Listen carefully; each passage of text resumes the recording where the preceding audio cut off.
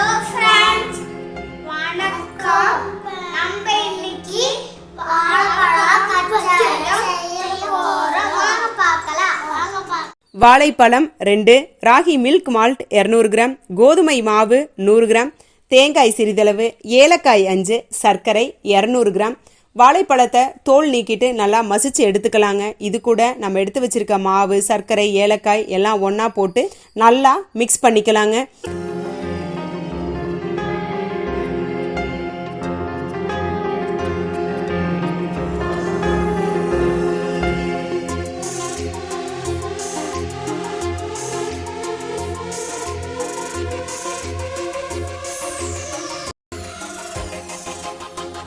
இது நல்லா பிசைஞ்சதுக்கப்புறம் சின்ன சின்ன உருண்டைகளாக எண்ணெயில் போட்டு எடுத்துக்கலாங்க.